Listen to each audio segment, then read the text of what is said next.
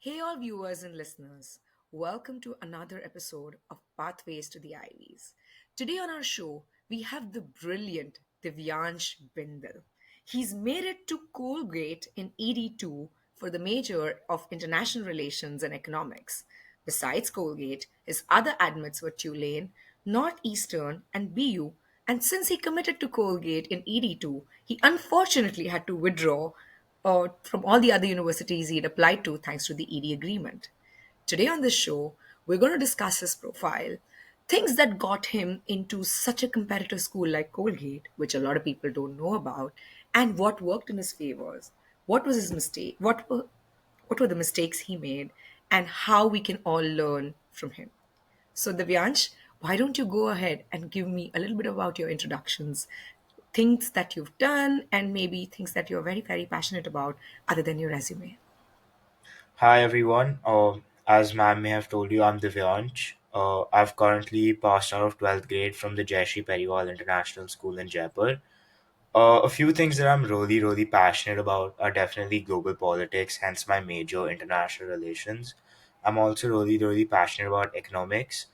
Apart from that, I love playing sports. One of my favorite pastimes is watching old movies. Uh, my profile, I would say, really stems from all of my interests, specifically from my community perspectives, including advocacy. I do love doing MUN, and I have loved organizing events in the past. Perfect, Divyansh. That is great. And I'm so glad you brought up a point that, your profile is a byproduct of your interests and not something that you need to get to doing because you want to get into the school, and I can very clearly see that.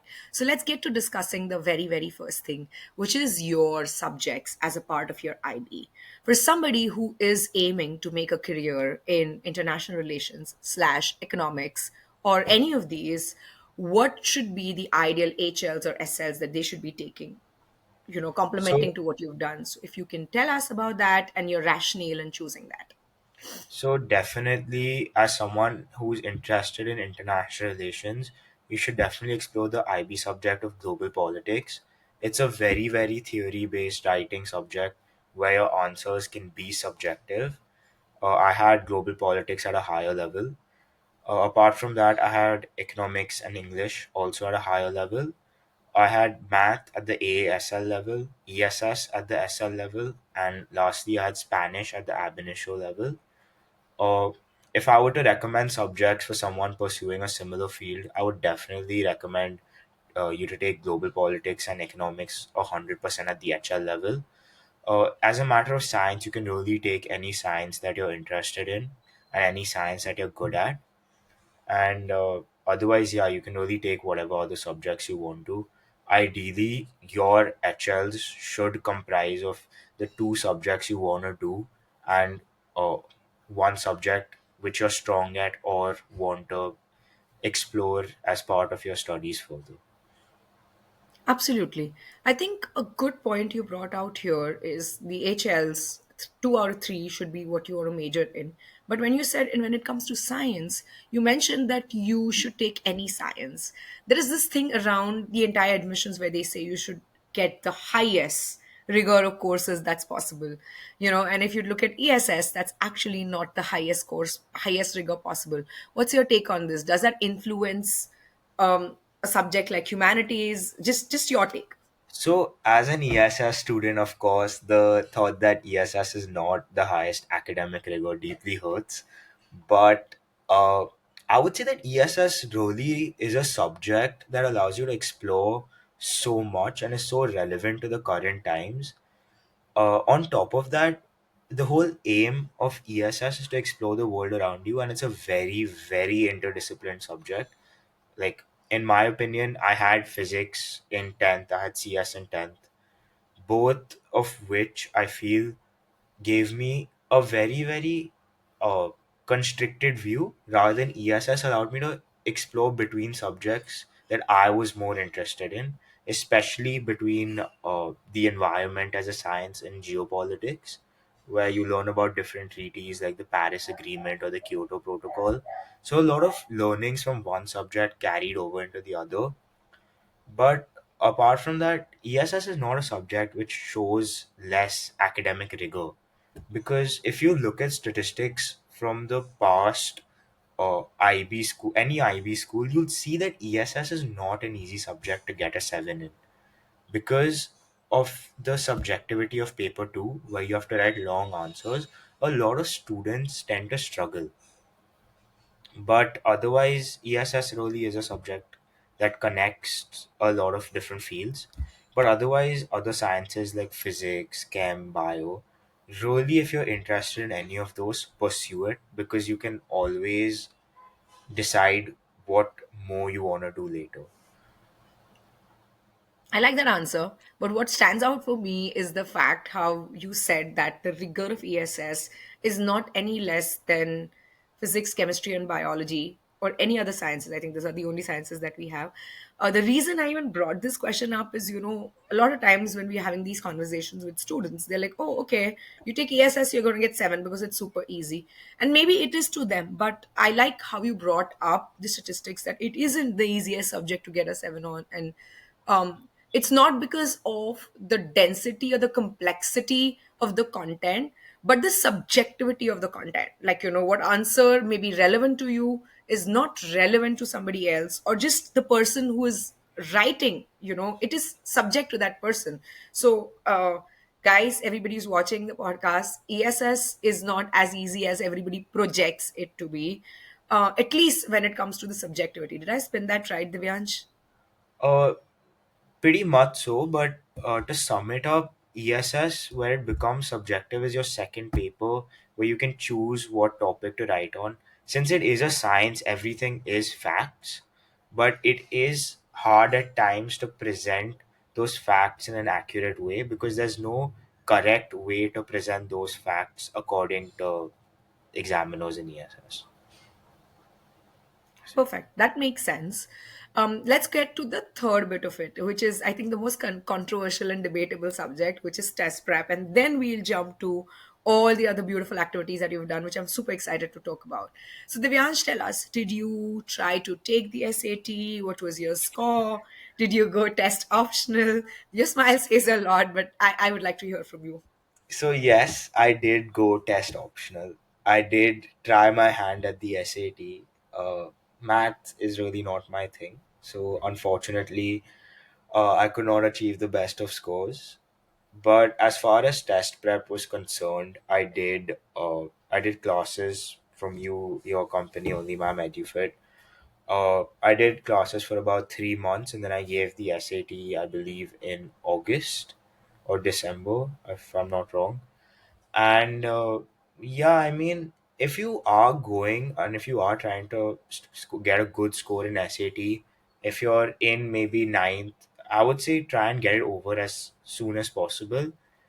Try and do it uh, between the 10th and 11th grade. When you get do it in the 11th grade, do it in the ninth grade if you can, because the faster you get the SAT over with, of course, if you do it earlier you get more attempts, but the faster you get it over with, the more you can get done otherwise as well.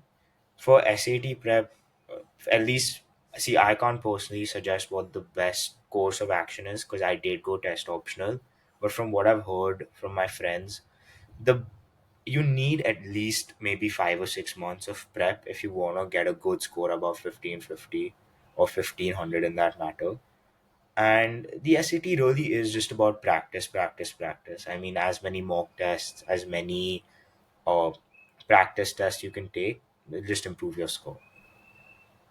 I have another quick question, Divyansh. You mentioned you went test optional and you got into a very prestigious school. But I want to understand from your perspective, just not just for your college, but all the friends that you are with, and who've gotten into all these great schools because you're from such a good school yourself. How important is SAT from the perspective of admissions generally? IR and even otherwise. What's your take on the influence of SAT in somebody getting into a good school? I feel if you are a student applying for STEM, or if you are a student who demonstrates less academic rigor through your academic scores in high school, the SAT can be a lifesaver. Like I've seen someone who struggled in 10th and then gotten a good score on their SATs and just boosted their academic rigor in their profile so much. So the SAT can really be a lifesaver at times, but of course, there are people who tend to not fare so well in testing conditions, who in exam just aren't good exam takers. For them, maybe if you continuously are getting a score that you are not ideally targeting, it's better to go the test optional route, because a lot of colleges that say that they're test optional or test blind really do mean that they are test blind. Like when I've a test optional or test blind, when I've interacted with AOs from different schools, from different colleges when they've come to school, they have stressed about how they holistically look at your profile rather than look at it, uh, objectively. And I feel, see, if you are a good student and like good in math and English and you get a good score in your SAT, it's like adding a cherry on top to your application profile. I mean, nothing looks better to an AO than a 1550 on top of all A stars in 10th grade. But if you are a student who's not that academically inclined in English and math and you're not getting good test scores, it's okay to go test optional, because some places really do mean test optional and they are a genuine better fit. Absolutely. You mentioned in your previous answer that you spoke to a couple of admissions officers at the schools that had come to your school, and they mentioned that they look at the application holistically. Would you be able to kind of recall at this point in time which admissions officer from which school you spoke with, who specifically said that okay, we're going to look at it holistically, vis-a-vis somewhere where they said that no, you need to have the SAT score? Do you have that data off the top of your head? Yeah, I remember I definitely spoke to the AO of Tulane. I spoke to the AO of BU as well. I spoke to the AO of NYU. I spoke to the AO of I can't recall any other ones in particular who said that test optional means test optional. But a few that said test mandatory were, I don't recall speaking to any who said tests were mandatory, but I do recall seeing quite a few of them in my Common App while I was filling it out, mainly being Florida State or FSU. Uh, some of the Ivies are test mandatory, Harvard, Princeton, I believe. A few other colleges do, like Georgetown. The A of Georgetown said that they quite heavily look at your SAT. So yeah, that Georgetown is a college that said that SAT matters a lot. Absolutely. So, for all the people listening to him, the state of Florida has mandated every student to take the SAT to be applying to any school in Florida. This applies to all in state and out of state students, which means, I mean, I can tell you this for a matter of fact because we have a lot of students from Florida who prepare with us. So, that's how I know. And you're absolutely right about the Georgetown University. I had spoken to another student as well, and they very clearly say, if you talk to an admissions officer of Georgetown University, that it is the criteria that will make or break your application for Georgetown, specifically for any major. Like if you don't have an SAT score, I don't want to use the language they use, but what they're implying to say is that if you don't have the SAT score, don't apply because you're not going to get it. Am I right when I Right. say that? Is that was that your rationale too, or was that your inference too? Yeah, I mean, to some extent, when they say that you can't apply without an SAT, they mean that quite literally, being that you can't submit your Common App without attaching the SAT. So, I mean, Georgetown has a separate applicant portal, but over there, it's the same thing, I believe. So, yeah, I mean, for some universities, the SAT, they really do mean either show us the SAT or don't come. Yeah. Perfect. And now we've covered the academics bit of it.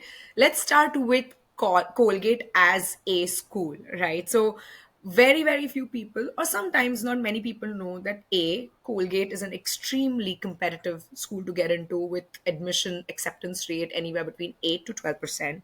It's a liberal arts school, and it's a great school to be in. So, Divyansh, since you are going to be studying at Colgate, why don't you tell all of our viewers and listeners about what liberal arts schools are, why was Colgate your top choice, and all the stuff that you would like to let your juniors and everybody else watching this podcast know. Sure. It's very important to understand the difference between a regular university and a liberal arts university. So, regular universities are much more they go into they offer specialized programs in a lot of different fields, and students usually choose a specific major and a course and follow that in a focused curriculum. So regular universities offer depth in a specific field, for example engineering or business, and they offer more professional training towards a specific career and are often larger and more research focused institutions. On the other hand, liberal arts colleges focus on a broad education across different disciplines, which emphasize skills like critical thinking, communication, and problem solving. Uh, a key feature of liberal arts schools is that they offer students a variety of subjects they can study, from humanities, social sciences, natural sciences, before they declare a major or specify which major they want to do. They have a smaller class size. They tend to have a smaller class size. For example, Colgate's class size is just 2,500 undergraduates versus larger colleges like USC, which hosts 20,000 undergraduates. So it offers you a chance to be more, know everybody, have a better relationship with your professors, all of that. And lastly, the key, the key difference between a regular university and a liberal arts university is that liberal arts universities focus a lot on uh, interdisciplinary approach to academics. So that's definitely a standout point. Yeah. Uh, Moving on, Colgate University. It's a great liberal arts college. It's top 20 in the United States and is one of the best for my major. Uh, moreover, it has a great student life, a huge 500-acre plus campus, one of the best golf courses in the country, and I play a lot of golf, so it's a great fit for me. Uh, Moreover, it because of the small class size, it has a lot of intimacy when it comes to bonding between teachers and students. So you know everyone on campus, everyone knows you. It has good Greek life, which means there are frats and sororities. It's located in a small town called Hamilton, which is about 5 hours outside New York. So it's a proper student town, which the college is basically integrated into the town. So that's about Colgate. Wow, I love how you put across a lot of points, basic differences between a research based university, which is what we call a regular university, and a liberal arts university, which is what Colgate is, and how Colgate is different. What I do want to understand, following up your question, is generally my understanding is that when somebody is applying to a college in the US, even though whatever major they are applying to, they get to change their major at the end of their second year depending on experimenting with different things. Yes, there could be cap majors, like for example University of Illinois Urbana-Champaign has engineering as a cap major, meaning if you don't get in via engineering, you can't switch to engineering, right? But you do get a chance to switch majors in a lot of other schools. And you mentioned that Colgate is interdisciplinary and you kind of get to choose your major at the end of the 2 years. So from your perspective, how is this interdisciplinary approach in terms of a liberal arts university different from a research based university? Just if you can clarify for our viewers and listeners. Uh, so basically, let's say you take a normal university, like let's say you take CMU, a research-based university, or you take Hopkins, which is a research-based university, and you apply for see, one of those CAT majors is BME at Hopkins, which is one of the best in the world. Well, but let's say you apply for computer science at Hopkins, and you reach Hopkins, you study computer science for 2 years, and then you realize, okay, I want to change, right? But you studied computer science explicitly for 2 years. That's what a research based university offers you. While on the other hand, what a liberal arts university empowers you to do is it lets you study a broad range of subjects.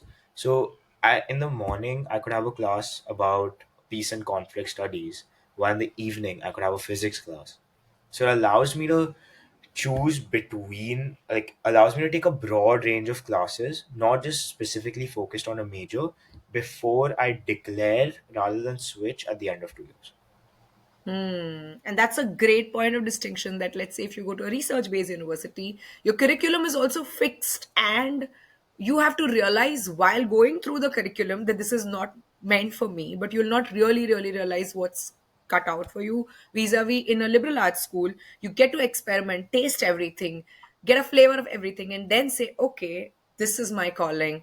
I'm going to do this. So that's a great piece of distinction. And for everybody else who's listening to the podcast, it's very important to understand that liberal arts does not mean only humanities. Liberal arts can also be engineering, liberal arts can also be med school, it can be pre med track, it could be a lot of things. It's just a way of studies. It does not mean arts is humanities. Am I correct about that, Divyansh? That is so true. I mean, I'm studying humanities, but at the same time, I am forced to take a natural science due to the nature of liberal arts. And a natural science is basically physics, chemistry, biology, environmental science. So liberal arts isn't humanities as you would put it, but it's actually a really great way to study every subject you possibly can. It gives you a little bit of taste of everything, like you said. Imagine it like trying every piece of candy before deciding what you want, and those candies range from your anything you want, from your melody to your pulse to whatever you can dream of. Nice. Perfect. This is so good to know. Let's move on to the part which I'm very excited about, which is discussing your activity list and some of the really cool things that you've done. The first one in the list of activities that I see is you're a co founder of Loify. Can you let our listeners and viewers know one, what is Loify?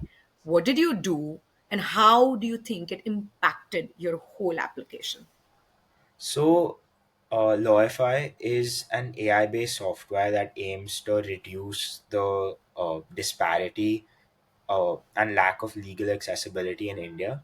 Uh, as you may know, only one in about, I think, I don't remember what is the exact statistic, but about 86% of the population doesn't have the legal accessibility to fight cases against them or to fight cases of discrimination. Basically, they cannot take up legal matters either because of uh, the issue of social stigma in India, the issue of income, or the issue of just that there are so many cases going on in the Indian judicial system that becomes really hard for accessible justice. And what Lawify does it is it aims to bridge that gap using AI. So imagine it's a chat GPT lawyer for you. You can enter your legal query, and according to your country of choice, like let's say you input India, according to Indian penal code and Indian laws and regulations, it gives you an answer about what's the best way to approach your legal matter. Of course, it is just advice and not something that should be followed without consulting a lawyer, but it does offer some insight into the matter for free. And I feel that's really insightful, especially if you're in a situation where you just need some legal advice and need to know how the legal system of the country you live in works. So that's basically what Lawify does. And I remember we started the journey for Lawify early, towards the end of our 11th actually. Uh, and what had happened was, sorry, towards the end of 10th, where because of boards it had sat on ice for a bit. Then eventually, I remember we made the uh, first draft and we pitched it at this thing called the Harvard Impact Initiative, which is this great, amazing competition. For anyone listening, if you have a social initiative and you want it to get recognition internationally, register for the Harvard Impact Initiative. It takes place every year at Harvard One India. It is the it's a collaboration between Harvard and this thing called this company called Worldview, and it really helps you take your initiative off the grassroots level. If you win, you get to collaborate with mentors from both Harvard and Worldview. You get a cash amount, of course, to help your business or your social initiative grow. And overall, it's a great Kickstarter. So moving on, so I placed third in that. So of course, we got funding and mentorship. The great Mir Mustafa Ali Hassan. I know he'll watch this podcast later. So he's been mentoring me since then. He's really helped Lawify, given us crucial advice. Uh, Basically, the Harvard Impact Initiative allowed and gave Lawify the confidence to get off its feet, take off really. We moved on. We did a lot of different social impact initiatives. We participated in a lot of different. We did a lot of community outreach. We went to the Sessions Court in Jaipur, and we pitched it there. We had a great response. So yeah, basically, Lawify took off from there, and at its peak, it was about around 12 to 15,000 users that were logging on weekly, which was a great amount for us. I mean, we never expected it to, even reach 1,000 users. So it was a great run that it had. Perfect. I have a few follow-up questions on this. Number one is, was this an application that you made? Like, like did somebody code it in the back end and, ran this on an machine learning model where it was coding with answers? Like, what was Loify exactly, if you can clarify, and then I'll go to the next set of So questions. yeah, Lawify was an AI chatbot. It was coded by Pranay. You're aware who Pranay is. It was coded by Pranay, and it uh, basically it functioned off of ChatGPT and Llama's models that were intertwined. It had a basic interface similar to ChatGPT where you input your question and it outputted a response.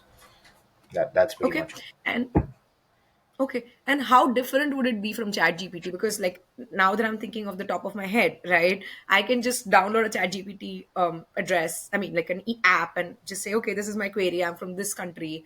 How did you distinguish Loify from ChatGPT while you were thinking it through? What was your mind space when you did that? This is a great point. I was really hoping you'd ask this. So ChatGPT in its earlier models and even to some extent in its models now tended to hallucinate information, which means it would try to get information from point A, but would end up outputting information from point B, which, when you're dealing with a legal matter, can be really confusing and misleading. So what Lawify did was it made sure that if you ask a question about topic A, you only get an output from topic A by, of course, I don't know the specifics of the code, but that's essentially what it allowed you to do. And on top of that, it cross-referenced verified sites by governments. So it only took information from India Qanun or other verified, like Times of India, verified sites by the government which only published ratified information. So if you're, let's say there was a case about domestic violence, and you were to input a question into Lawify that, okay, I'm a victim of domestic violence, this, what can I do? Uh, Lawify would use India Qanun's past domestic violence cases that were lodged and use the verdicts from those to give you an answer. So it really integrated a lot of the different websites possible. They gave a lot of very specific, very detailed answers using past court precedents, which were relevant to your case, which ChatGPT often fails to do. Also, ChatGPT cannot vet out if this is a legit source or not a legit source. I like the idea, how you trained Loify to look at only X, Y, and Z sites, which are, as you said, vetted out by the government. It has real case studies, maybe even as simple as looking at the IPC, which is the Indian Penal Code. I mean, I'm just talking from the Indian context. So that is good. Is there a certain accuracy that you had for Loify? Like, let's say 75% of people who tuned into Loify were able to get satisfactory solutions. Do you have number or stats on that? Yes, it was 98%. Oh, wow. That is a lot. Wow. So 98% of people who came in and used Loify were able to get satisfactory solutions? Yes. Wow, that is amazing. Like, I'm so glad you were able to come up with this product so well. Tell me, what was the influence according to you on your application? Like, do you think this was that one thing that Colgate really respected in getting you where you were? What's your take on that? If you can just elaborate our viewers and listeners. 100%. I mean, when I received my decision from Colgate, I received. So, what happens is most colleges, after they send you your acceptance letter online via their portals, they tend to send a package to your home. So, in that package, there was actually a note from the Dean of Admissions saying how they were excited to see Lawify grow. And basically it really made me realize that these people actually read your application in such detail that they know, okay, and they feel that, okay, this is something that we want to see, we know can flourish here at Colgate using Colgate's resources. They told me, okay, work with. Uh, there was this professor of peace and conflict studies. In the note they wrote, you can work with Professor so and so to help benefit Lawify's utility in conflict zones, and that was a great insight. And moreover, a lot of my college essays were also based on Lawify. So I remember my college essay to one of my essays to Colgate was about Lawify. To certain aspect, even Lawify was mentioned in my Common App. Uh, and yeah, so I mean, if you have that one main activity or passion project which you're really interested in, it is mentioned throughout your applications. So it really, Lawify at least was a standout feature of my application to Colgate and my other universities. That's brilliant. And before we move on to your next activity, just one last question. Why did you specifically choose this domain? I particularly ask you this because, think about this, right? Let's say you are driving a vehicle and you run the red light, right? And the cop catches you. Just giving you an example, right? As citizens of India, I can tell you this for a matter of fact that we don't know what the next process would be. You don't know, right? Like, what is the ideal ticket amount that the cop should be charging you in terms of when you run a red light, or when you're jaywalking or whatever, right? So I just feel that as citizens of India, generally speaking, we are really unaware of the basic law and infrastructure that a general, like a citizen of India, should be made aware of, like, very very basic stuff. So I mean, I've always loved the idea that law should be taught in school at a basic level. You should know what, like, for example, how you're taught, like, if you get sick, ABC, whatever, right? Like basic healthcare or basic stuff when something's happening, a protocol. Let's say fire. If there's a fire, they teach you this is what you should be doing. We have fire drills, but we don't have any law drills. So I'm very fascinated with Lawify. So I wanted to understand your mindset in, of all the things that you could have chosen, why law and why Lawify? As you said, it was a very underserved market. Like, so if you look at something interesting, most Indians think that, at least a lot of my friends thought, that if you go to watch a movie which is 18 plus and you're not 18, there's some fine, there's some, you'll get arrested or something. It's not like that, and a lot of rules in India are very misunderstood because there's such less information about them, and our judicial system is so heavily misunderstood and misinterpreted at times. And the fact that people don't know their basic rights, basic claims, and entitlements according to the Indian Constitution was really appalling to me. So, the idea that Lawify allows you to understand those rights, understand what you are entitled to, I feel was a very crucial problem that we had to address. So, hence, Lawify was born. And like you said, law needs to be taught at a basic level in schools and colleges. I agree completely. People should know their rights. People should know what rules and what rules govern our society. And yeah, Lawify was basically made out of the underserved market of legal advocacy and education. I'm so glad that students your age are thinking about this and there's awareness. because the easiest way to get away from the law is just try to bend it. I think that's not the rationale anybody should be thinking. If we want, as MK Gandhi, Mr. MK Gandhi says it, right, Mahatma Gandhi, that if you want to be like, if you want the change, you should be the change you want to have, or something on those lines. And I feel that if we, rather than trying to bend the law, if we try to make it work in our favor by understanding it, it would be so much better. And you've tapped in that market so right. So I'm so proud of you, Divyansh, of all the great work that you've done. So that's that. Now let's go to the second activity, which I really like, is your internship at World Foundation of Peace and Sustainability. Can you talk a little bit more about what did you do, your roles and responsibilities, and overall impact on the application? So I interned at three places, which were the World Foundation for Peace and Sustainability, this company called Koto, and of course Hitachi. And basically, what each internship did was it empowered me to understand the work culture better. For Koto, I worked in the with the marketing team.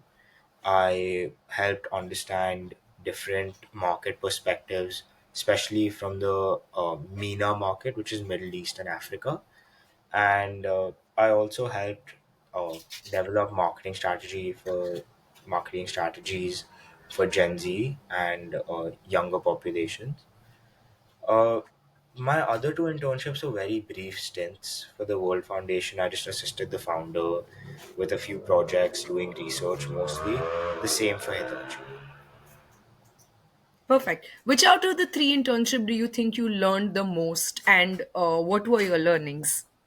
So at Koto, I learned the most because it was an in-person internship where I had to be at the office every day at 9. It taught me punctuality, independence. I mean, taking the metro from home to work every day, showing up in proper clothes, working with a team of people who were not my age for a change, working with people who had different perspectives. Definitely understanding that if you ever start an office, definitely do a WeWork because the coffee is amazing. And yeah, it really taught me how to be part of something that's bigger than something at a school level. And it taught me how the business world really works, how you have to work with people who are way, way different than you. And I mean, success comes from not trying to do what you think is right, but take what everyone thinks is right, mold that into one object, and that's success. Nice. And how did you? I think what I would like to kind of understand this a little bit more is, usually when people are looking at the lens, I mean, looking at internships from the lens of admissions, they try to do something which is related to their major, right? Now, you say one of your internships was Koto, which is more marketing, and which is not related to either international relations or economics. So, what's your take on doing an internship that's really offbeat, and how does that influence your admissions or your chances of admissions at a certain school, especially at something as prestigious as Colgate? What's your 2 cents on this? I mean, the most lovely thing about doing something that you don't want to do is realize that you don't want to do it. And I think me doing marketing made me realize, okay, I don't want to do business. Okay, I don't want to go into this field. And that really made me, venture towards international relations. Really, really, if you see in my application, on my last day of the Koto internship, I filled out a form for this thing called Harvard One Assistant Director, which was basically you get to be in a more uh, sort of administrative role where you help direct committees. And that, I mean, that made me realize, okay, this is what I want to do. International relations, economics was a field that always excited me. But I digress too much. Coming back to your original question about what's the point of doing internships that are not related to your field. I mean, of course, it's great if you do an internship that's related to your field. I did a lot of charity work. I helped out at the World Foundation. But if you don't do an internship that's related to your field, it really shows that you as a student are willing to explore areas that you're not comfortable in. It shows that you step out of your comfort zone. It shows that you're a global citizen because you've done so much that you know, okay, this is what I want to do. You've again dipped your toes in everything before deciding, okay, this is what I want to do. It's really, really great to experience work in different fields, experience different industries, because sometimes you just have to do it to realize that you don't want to do it, which is an amazing feature about, you know, working in a working in something you don't want to do. Absolutely. And it also attests to the fact that not all internships have to be in your major. If you're doing internships that are not necessarily in your major as well, that has no negative impact on your application. If Not at at all, you're only growing at a personal level, and it's okay. Like, you can do internships. The exposure is far more important than what you're pursuing your internship in, right? very, very true. That's on point. Perfect. Let's go to the next part of it, which is something that I'm very excited to talk about, which is your MUN, the Harvard MUN, which you already mentioned in this previous answer. Can you talk a little bit more about what did you do over there and all the other good stuff regarding the H1? So H1 is a great platform. Anyone interested in international relations, economics, you should definitely go for H1. H1 India, the full form being Harvard MUN India, allows Harvard Model UN India, allows you to attend a forum, which a lot of international people do attend. It's the biggest conference in Southeast Asia. It takes place every year in August, and almost every school in India attends or sends a delegation.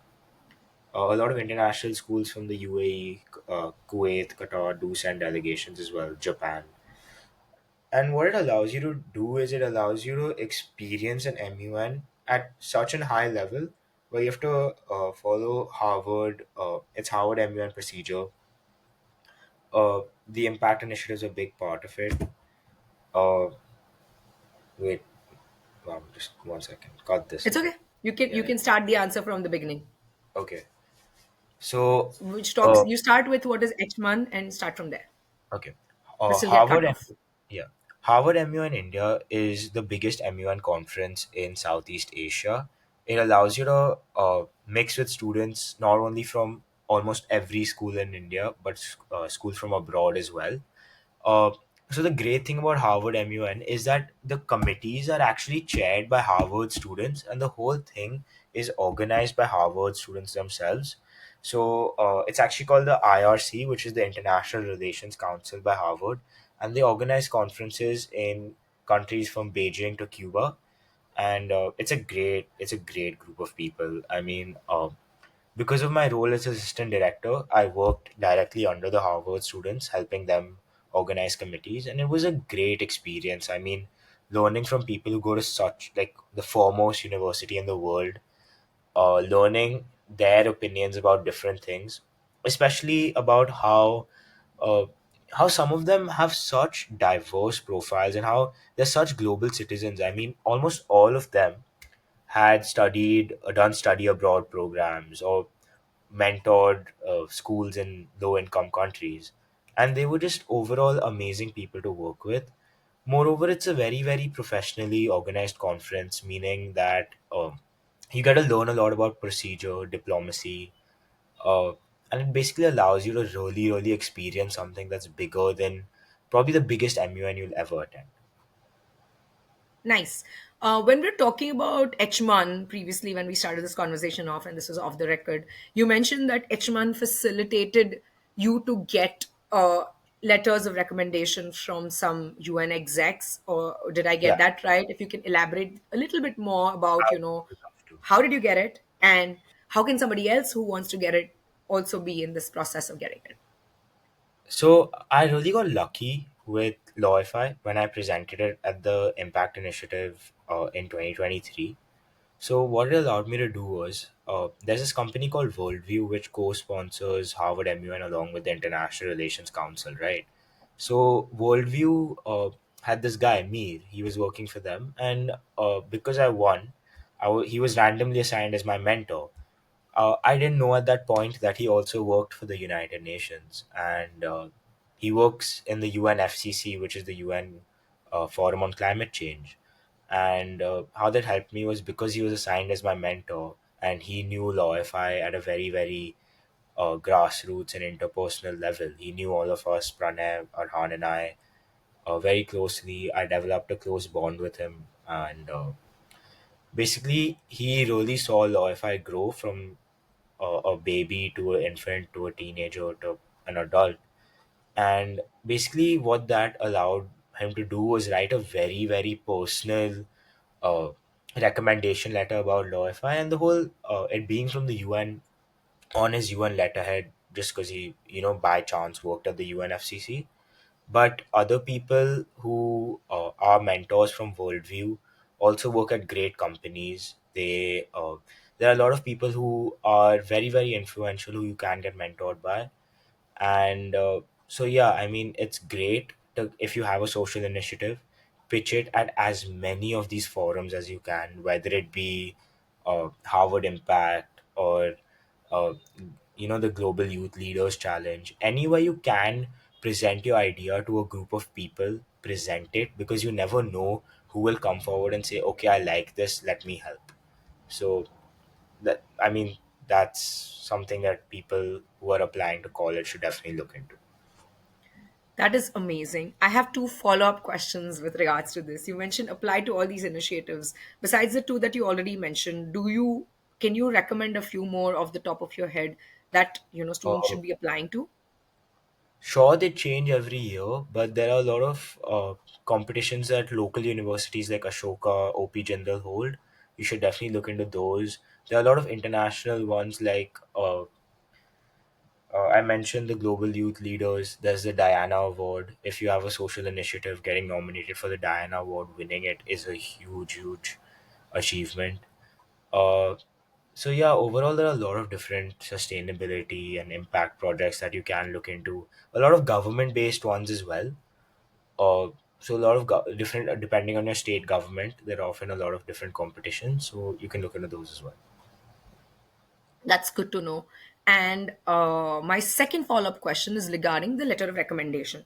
So, if you look at Common App in general, some colleges allow you, I mean, the counselor letter of recommendation is mandatory. That goes without saying, that goes to all schools.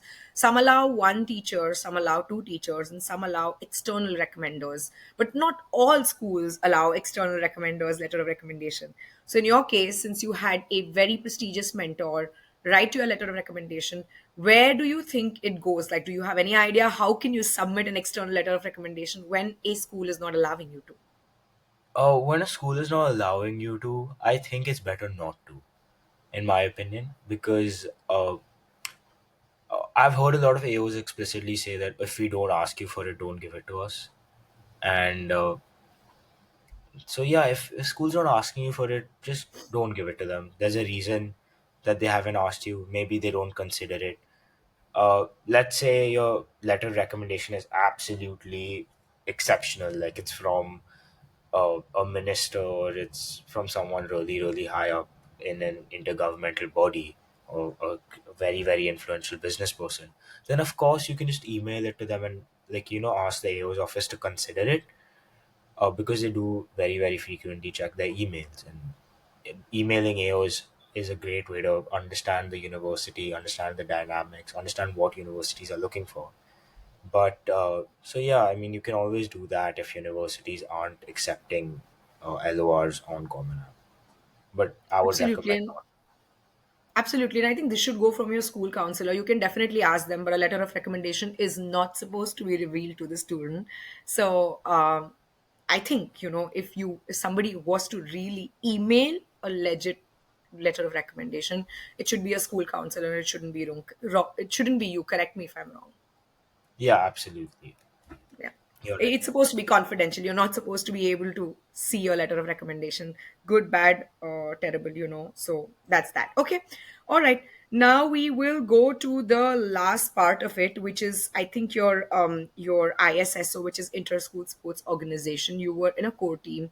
If you can talk about this particular activity and what did you do, and then we move on to the next part of the podcast, that would be great.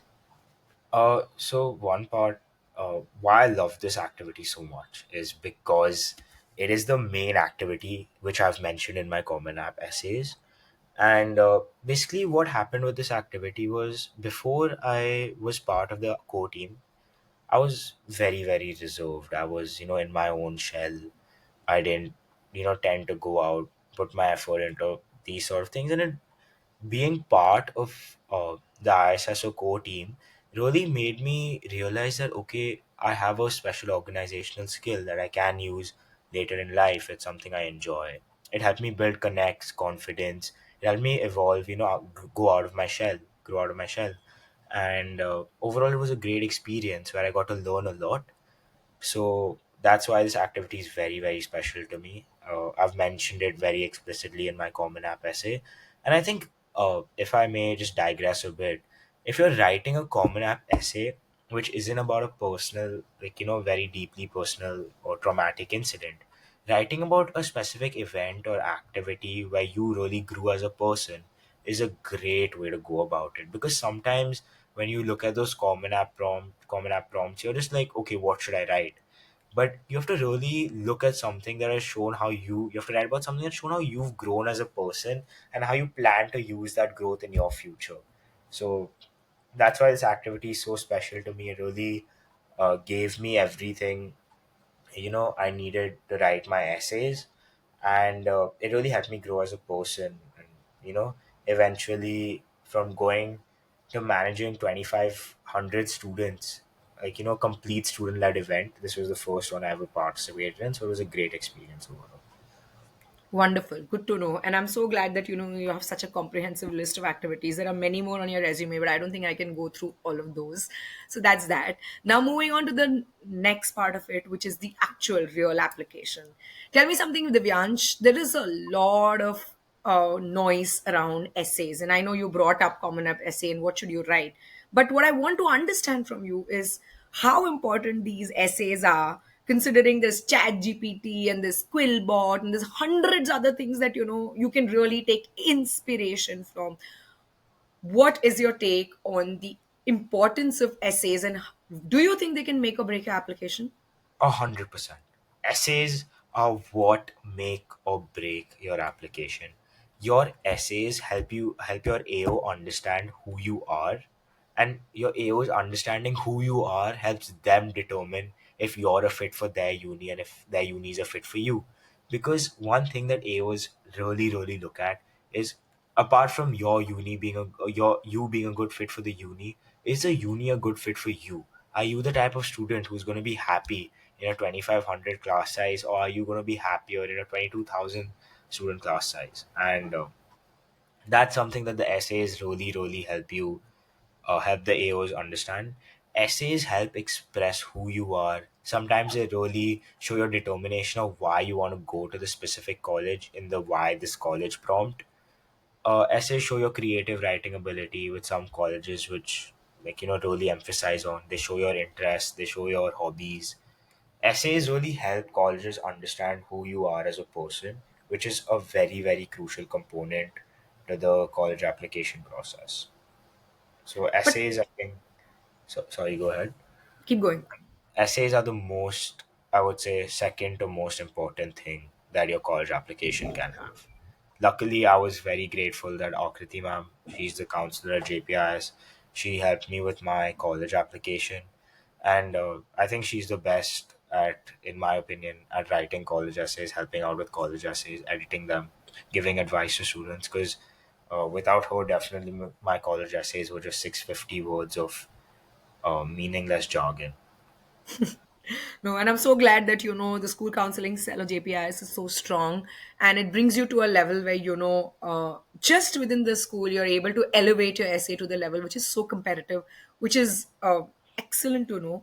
Just one follow up question with regards to your essay. So you said that what you write in your essay, uh, kind of shows the admissions officer if you are a good fit for them and if they are a good fit for you. But don't you think if somebody were to research something, right, and like there's so much research material available, whether it's parroting, it's looking at the brochures, the website, Reddit, deep research on chat gpt, whatever you call it, right? Don't you think using the essay you can actually tweak yourself to be a good fit for the college, which may or may not be true. I mean, you wouldn't know that at a fundamental level until you go to the school. So don't you think it could actually be misleading? I mean, just wanting to know your view. Oh, I think it's a great point to bring up.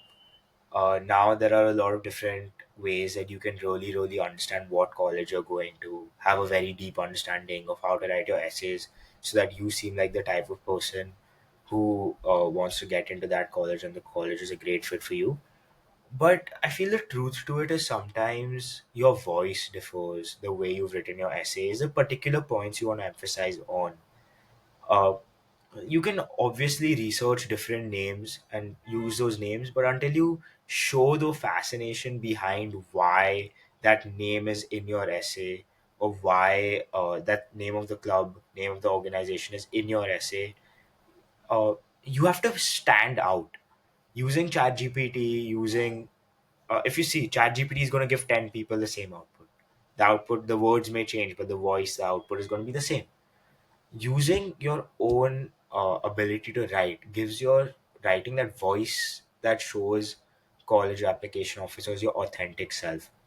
I mean, researching different facilities, different faculty members, everyone does that. That's how you're supposed to write your why college essays. But if you do that in a way, if you do that with the intention of trying to show that, okay, you are the perfect fit for this college, you're just going to end up not showing it. They say that if you try too hard, you end up looking a bit foolish, I would say. So just be your authentic self. Up, and if the AO thinks that you are a good fit for the college and the college is a good fit for you, they will take you for sure.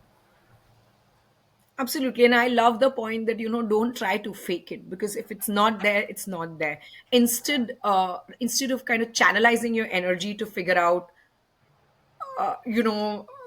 how can I be a good fit, try to genuinely do your research and figure out three or four colleges where you think you are a good fit. You can use the college resources to learn more, to go to the next level, and take it from that point on, rather than okay, how can I take 10 colleges, apply, and sound like a good fit for each one of them, because that's not going to happen.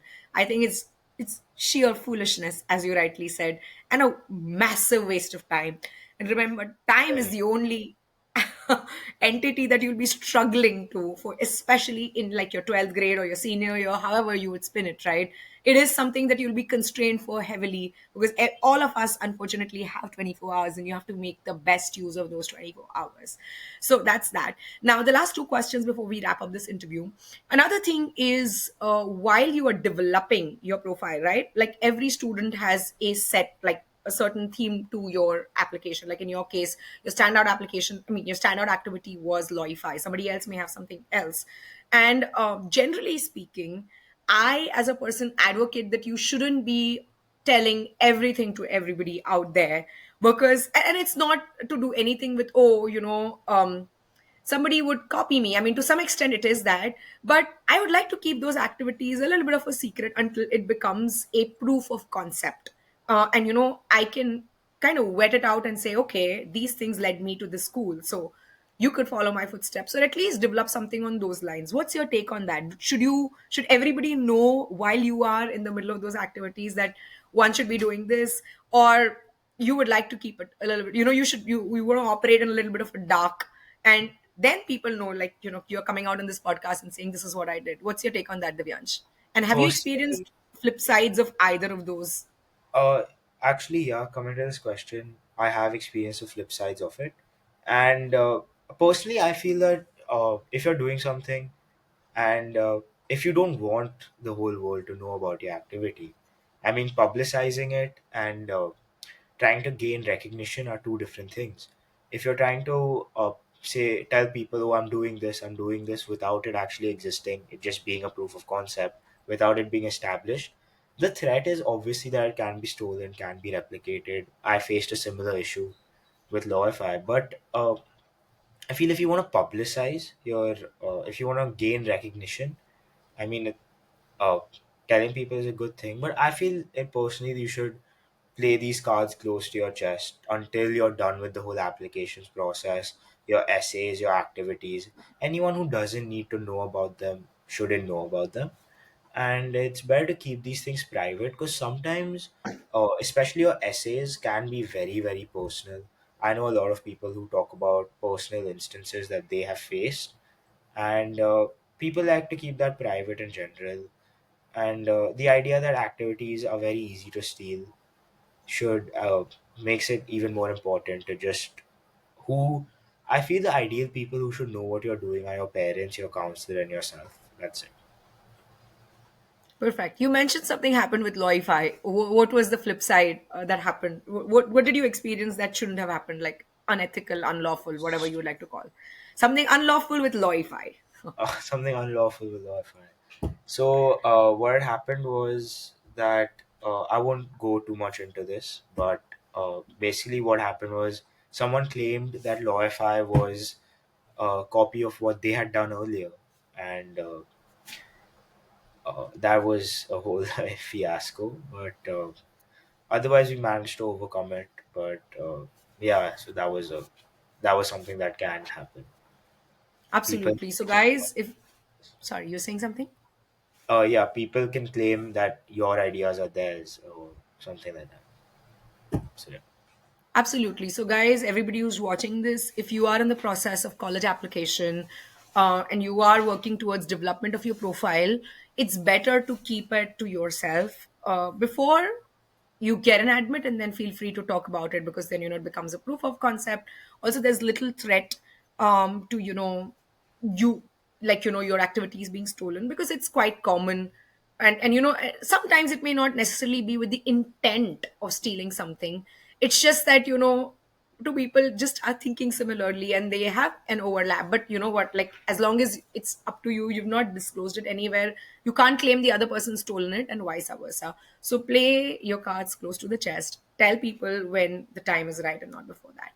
One last question before I wrap up, Divyansh. What are the mistakes that you did in this journey? I think I cannot I love this question because people come up with such varied answers. And this is the part I want everybody to know, that people make mistakes. Please learn from somebody else's mistakes and try not to replicate. And even when you try not to replicate it, you may have your own sets of mistakes, but it's important to at least understand what somebody else did so that at least you're not repeating those. So why don't you go ahead and tell everybody the mistakes you did in Oh, this process? I feel some of the key mistakes I made was not communicating very efficiently with my parents and counselor what I wanted to do. I tried, my communication between them was off, and because I studied out of a boarding school, my parents didn't have that much communication directly with my counselor. So often, they had different pieces of information, and often that resulted in a conflict uh, and misunderstanding. So I feel you should definitely have very clear cut communication between your parents, your counselor, and yourself. Moreover, I feel it's very important to early into the process maybe make a dream board or a mind map of what you want the outcome to be. Maybe make a list, have your college list ready very early in time so that let's say you find out that your SAT score isn't good, you can strike that off and replace it with another university. You definitely don't want to be scrambling at the last minute to look for a replacement university, maybe because you didn't meet the eligibility criteria. And I feel the last mistake I made was definitely not downloading Grammarly before my meetings with Akriti ma'am, because Akriti ma'am, if any of y'all know, is very particular about grammar. So, but apart from that, a serious mistake would be procrastinating on your common app, or not, just not putting your 100%. Because I've seen a lot of people who didn't put their 100% and didn't get what they wanted. They say the harder you work, the luckier you get, and that is with this process, it's very true. You put in the work, you will get the result. Absolutely. One last question though. You said you should download Grammarly. Forget Akriti ma'am. I mean, of course, Akriti ma'am is your counselor, but just generally, do you think it's an effective tool? The reason I ask this is because, there are a list of tools. Look, in my opinion, AI is not a bad thing if you know how to use it. Rather, the goal of AI or tools is to aid you, not to copy, right? So if somebody is generally, like, all of us grew up in an English speaking school, when we speak in English a lot more often than we speak in our native languages, but oftentimes what you say and what you hear is very different from how you should write it. So do you think for all the people out there who are planning to write the essays, because the cycle will start anytime soon, Grammarly is a good tool? Can you talk about some other tools that you used in this process, which is absolutely okay to, kind of help you, be an aid? Uh, so I used ChatGPT. Obviously, the newer models are very, very good at writing and ideating. So sometimes when you need to concise words, using ChatGPT is a very effective tool. And moreover, a lot of these different AIs that have come up, like I forgot, but Elon Musk has launched a new AI, the which is very, very effective at research. It's called Grunt or something like that. It's sorry, it's evading my mind, but it's very, very effective at research. So researching your college in detail, uploading your course information and concising or expanding on information, using AI for that is a very, very good idea. Moreover, using tools like Grammarly, which enhance your writing, are good to a certain extent, but if you overuse them, they tend to alter the voice of your essay, which I experienced firsthand. So I used too much Grammarly in one of my essays, and my voice completely changed, which is something you don't want to do at all, because it tends to accidentally reflect that this you haven't written this essay, or this essay is not you.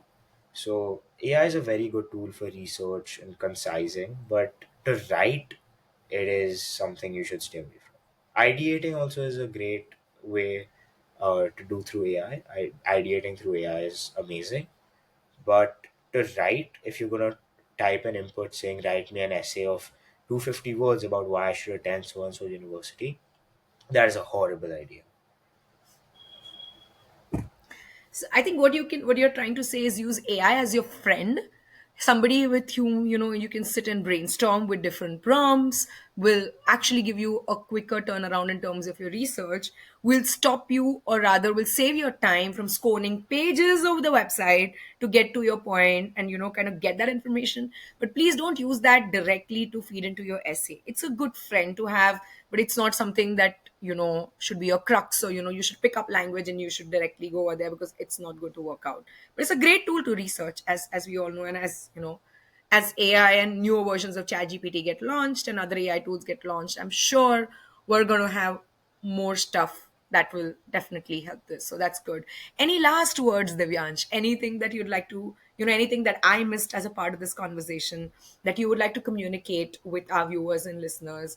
And for anybody, any parent, any student watching this, that would be great. Uh, for the parents, I would just like to say, have faith in your children. Uh, you know, Sometimes what's meant to happen happens, and you get into the university. Maybe you don't get into the university which you want to go to, but you get into the university that's best for you. Uh, and you have a great time there. For students, I would say it's time to work hard. The whole college applications process requires a lot of hard work, but have fun with it. I mean, sometimes while writing your essays, you discover parts of yourself that you didn't previously know you had before. You explore different perspectives, and it's a great opportunity to learn more about yourself. Uh, and yeah, I would say just best of luck to anyone who's applying to colleges this year in this cycle. And don't ever compare yourself to the person next to you, because your experiences, your life is completely different to their life. If you focus on the food on someone else's plate, the food on yours is just going to fall off. So I would say work best with what you have. Yeah, that's Absolutely. And those are great pieces of advice. And I think this is one of the very, it's a very enlightening podcast that I had. So, Divyansh, thank you so much for your time. I truly, truly appreciate this. And, for all the viewers and listeners, thank you for tuning in from whatever part of the world you're tuning in. We're going to soon be back with another episode of Pathways to the Ivies, podcasting another student, another professional. Please let us know in the comments section if there is a certain podcast or a certain idea that you would like us to explore, or a certain person for that matter. We'll definitely try to get them on. And thank you so much for your time. And thank you so much, Divyansh. It was a pleasure podcasting you. Thank you, Thank you, guys. ma'am. It was my pleasure being here. I hope my insights could help everyone applying next time. Oh, I'm sure it will. I mean, you sure be flooded with emails, comments. Feel free to, look at your interview. And thank you so much for taking out a good hour for us. So truly appreciate it. No, no Thank you so problem. much. Bye bye. Thank you.